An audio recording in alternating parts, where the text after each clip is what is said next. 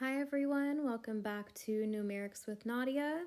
In today's lesson, we're going to go over how to convert fractions to decimals. We're going to go through this in two different methods. The first method is going to be by creating an equal fraction, and we're going to want this equal fraction to have a denominator of 100. I call this the shortcut method. It does not work for every single fraction. So if and when it does work, this is a shortcut to changing our fraction into a decimal. But otherwise, what we can do is the traditional method of long division. So we're going to split this lesson up into two parts. Part one being the shortcut method and part two being the traditional long division method. So let's dive into our shortcut method for part one. What we're going to do is make an equivalent fraction with the denominator of 100. And this is going to help us be able to easily change our fraction into a decimal once the denominator is 100. All right, so let's go through an example now to see what this is going to look like. And remember, as I explained, this is a shortcut and only works for certain fractions because of their denominator. So in this example, we have 1/4. Now 1/4, the 4, it can turn into 100, right? If I multiply top and bottom by 25, 4 times 25 gives me 100. So that would be our equivalent fraction with a denominator of 100. So this fraction works out great. 25 over 100 is the same as 25 hundredths, right? So take a second on your own and try to write 25 hundredths as a decimal. 25 hundredths would look like 0.25, right? 25 hundredths. So this is a quick walkthrough of how to do the shortcut method, but what if that doesn't work? What if our denominator is not easily able to turn into 100? What if that denominator is not a multiple of 100? What we would do is long division. So we will use the traditional long division method when our first method that we went over in part one doesn't work, right? Where it's not appropriate. So for part two, our example is going to be 3/8. Now, we know that 8, there aren't any multiples of 8 that'll easily get us to 100, right? So what we're going to do is we're just going to do long division. Now, as a review, the denominator of our fraction is what we call the divisor, and the numerator of our fraction would be the dividend. So when we go to write this, the 8 would be outside and the 3 would be inside of our division bar.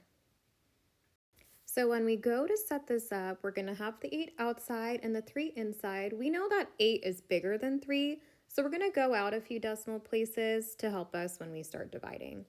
8 doesn't go into 3, right? So we'll write our 0 and our decimal point directly above where it currently is. Then we know 8 goes into 30 3 times. 8 times 3 gives me 24. When we subtract, we get 6.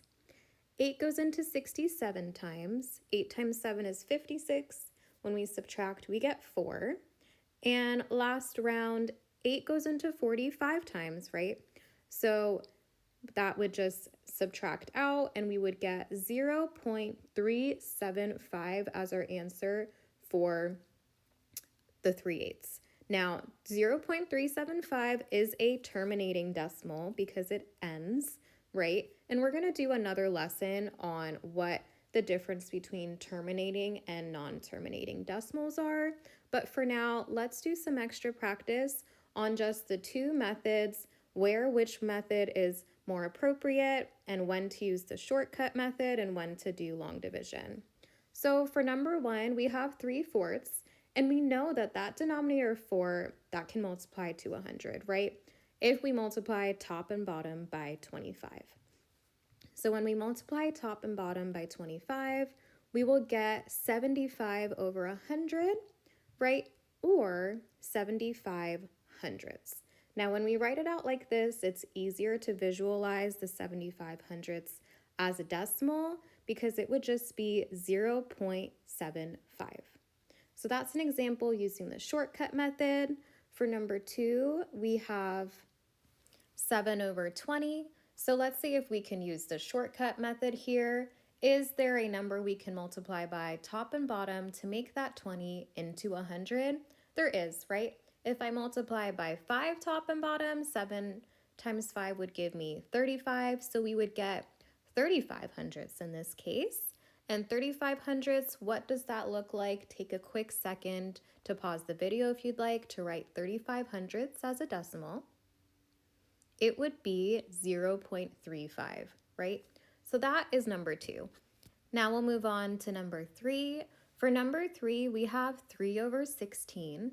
Let's see if we can use the shortcut method.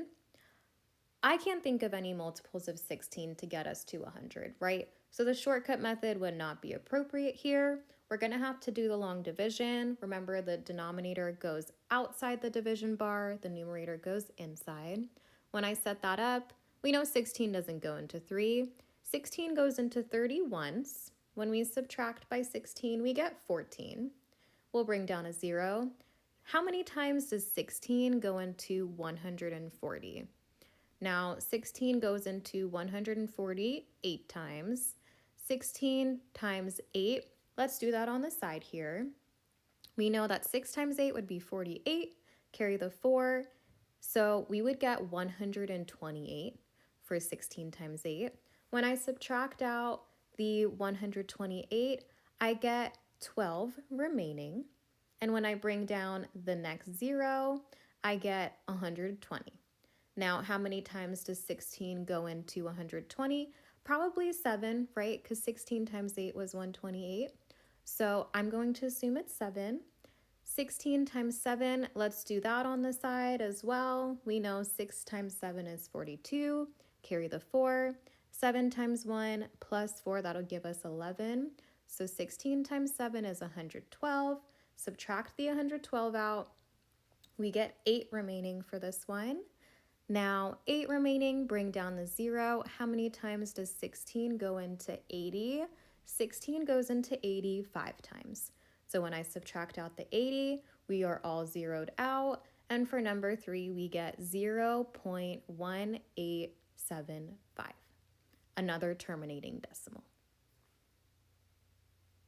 Now we'll move on to number 4. For number 4, we have 8 over 5. Now 8 over 5 is an improper fraction, but we can still use our shortcut method. So we know that 5 times 20 would give us 100, right? So I'm going to multiply by 20, top and bottom. I get 160 over 100. So let's split this up because we're going to have greater than 1 as our decimal, right? So we know that 100 over 100 is part of our fraction, plus that 60 over 100. Now the 100 over 100, right, if the numerator and denominator are the same, that always just converts to 1. So we'll have 1, and then we'll have 60 hundredths. Now what would that look like? 1 and 60 hundredths. Anytime you have a number and, that means that that goes before the decimal. So we would have 1.60 for number 4. Now we'll move on to number 5. We have 11 over 40. 40 will not multiply to 100, so we can't use the shortcut method here. We'll have to do our long division. 40 goes outside, 11 inside. 40 doesn't go into 11, so we can write our 0 and our decimal point. 40 goes into 110 2 times. 40 times 2 is 80. When we subtract out, we will get 30. We'll bring down the decimal. 40 goes into 300 7 times. We know that 40 times 7 is 280. When I subtract out, I'll get 20 left over. We'll bring down that last 0. 40 goes into 200 5 times. So 40 times 5 is 200. That will zero us out. And for number 5, we will get 0.275. All right, you guys, that is it for today. I hope you enjoyed this lesson. Thank you so much for watching. Please remember to subscribe if you haven't already. Like and comment any other topics you'd like me to go over, and I will see you guys next time.